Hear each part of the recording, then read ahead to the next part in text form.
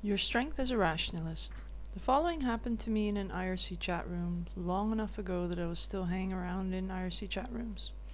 Time has fuzzed the memory and my report may be imprecise. So there I was in an IRC chat room when someone reports that a friend of his needs medical advice. His friend says that he's been having sudden chest pains, so he called an ambulance and the ambulance showed up, but the paramedics told him it was nothing and left, and now the chest pains are getting worse.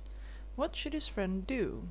I was confused by this story. I remember reading about homeless people in New York who would call ambulances just to be taken someplace warm, and how the paramedics always had to take them to the emergency room even on the 27th iteration.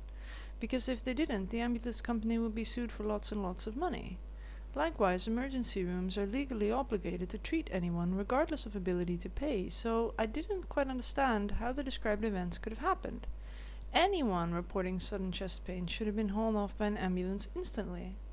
And this is where I fell down as a rationalist. I remembered several occasions where my doctor would completely fail to panic at the report of symptoms that seemed to me very alarming, and the medical establishment was always right, every single time. I had chest pains myself at one point, and the doctor patiently explained to me that I was describing chest muscle pain, not a heart attack.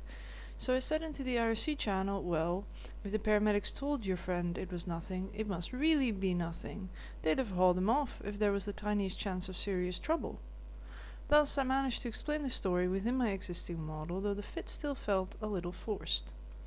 Later on, the fellow comes back into the IRC chat room and says his friend made the whole thing up. Evidently, this was not one of his more reliable friends.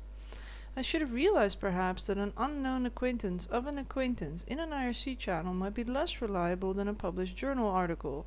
Alas, belief is easier than disbelief. We believe instinctively, but disbelief requires a conscious effort. So instead, by dint of mighty straining, I forced my model of reality to explain an anomaly that never actually happened. And I knew how embarrassing this was. I knew that the usefulness of a model is not what it can explain, but what it can't. A hypothesis that forbids nothing, permits everything, and thereby fails to constrain anticipation. Your strength as a rationalist is your ability to be more focused, confused by fiction than by reality. If you're equally good at explaining any outcome, you have zero knowledge. We're all weak from time to time. The sad part is that I could have been stronger. I had all the information I needed to arrive at the correct answer. I even noticed the problem and then I ignored it. My feeling of confusion was a clue, and I threw my clue away. I should have paid more attention to that sensation of still feels a little forced.